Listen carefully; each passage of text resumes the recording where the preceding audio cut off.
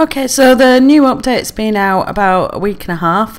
So here's my review and my verdict on the new stuff that we've got.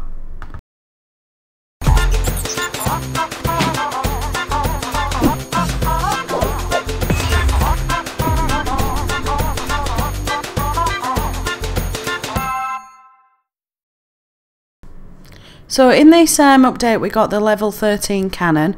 I haven't upgraded any of my cannons yet, I've been too focused on walls to do it. So I suppose the level 13 cannon's not so bad. I do hope though that Supercell don't just keep adding random levels onto, well not random, adding levels onto defences, and hopefully we will see a new town hall. You can't just carry on adding loads of levels onto stuff, it's getting a bit silly. But hopefully, well, maybe we'll see another level on mortar perhaps, or something like that. I don't know if they're going to add 2 levels at Town Hall 10 on every defence. I guess we'll have to wait and see, but overall I think the cannon was fairly decent. It's an okay update. Next in the update we actually got clan opt-in, opt-out, which is great. So this allows players to set from the profile whether they want to be in or out of war. And then when the leader starts the war or co-leader starts the war, you can override their preferences. So when I'm starting a war now, if I have a war of 12 people or 17 people or what have you, I have to select 2 to drop out. So previously it went on trophies, which we did have a couple of players leave once because they really wanted to be in war, and there were 2 lone trophies. So when we started the war, they weren't in it. Got a bit upset and left, but my argument would be raise your trophies. But now the clan leader can select who's in war or select who's out of war, which can be good or it can be bad. So I try and vary it when I'm selecting who's in and out of war. But it is the clan war opt-out has been one of the most requested features since Clan Wars came in, so it's absolutely fantastic to have that in the game, so that's great.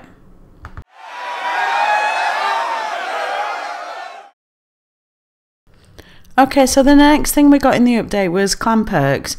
Now I think the whole idea of having clan levels and clan perks is fantastic.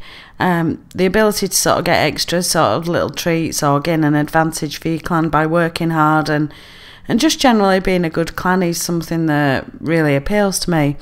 So you can see a couple of the clan perks on the screen. So basically you need to earn XP to get these perks. Now the only thing that sort of did bother me slightly when I was thinking about it earlier, if you chose to merge with a clan or change your clan name or something like that, you're going to lose all your perks. Now I can't see any other way around it, but it does seem a little bit of a shame that you can't somehow take your XP with you, but I guess that'd be too complicated to you know, for Supercell to sort of factor in, and if you emailed support to do it, then it's going to cost them money, isn't it? They're going to have to get support people to sort it out. So it would be a bit of a shame. At the moment it's not too bad because we've only got level 2 clans really in the game, but once we start getting like level 5 clans and you decide to merge with somebody or something, it's going to make it a bit more complicated really, isn't it? But overall, clan perks, really like that. Really good addition to the game. Okay, so let's have a look at how you earn clan XP. Now, the only way in the game to get clan XP at all is by doing wars. Now, that's the sort of problem that I have with clan levels and clan XP. I think it's a fantastic concept, fantastic idea. But to me, there's much more to being in a clan than doing wars.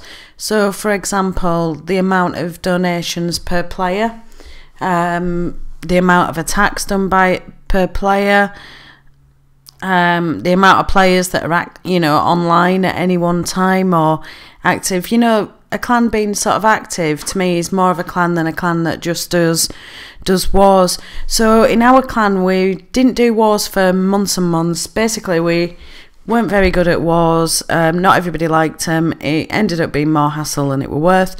So we stopped doing wars and we set up a war clan instead. So if people wanted to war, they could go and get war in that.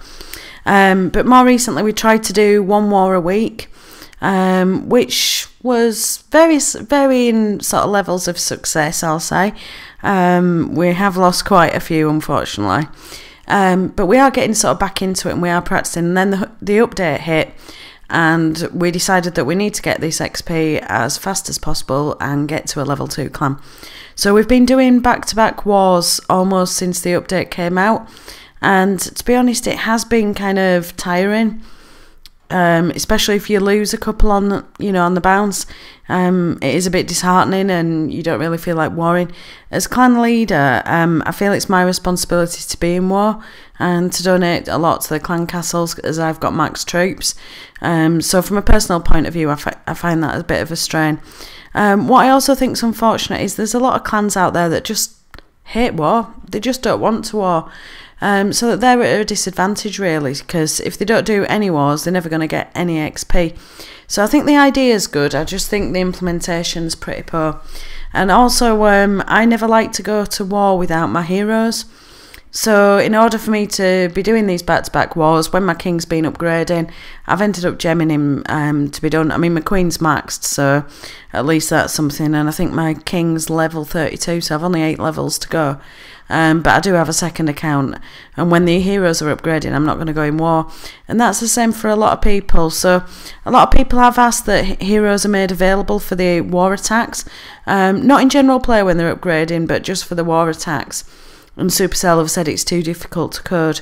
The sceptical me wonders how difficult it is to code to how much income they'll lose from people gemming the heroes.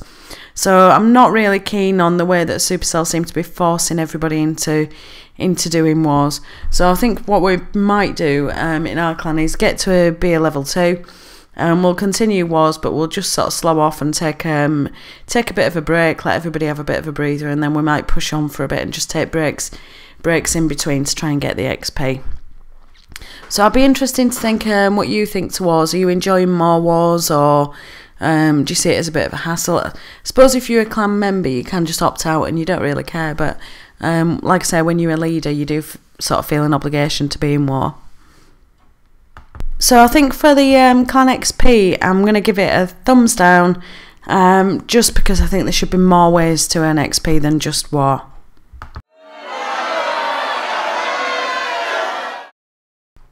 So overall, this update, I'm a bit undecided. Kind of good ideas, but I think poorly implemented in my opinion, or maybe it just doesn't suit me personally. But like I say, write your comments in below. Tell me how you're finding the new update.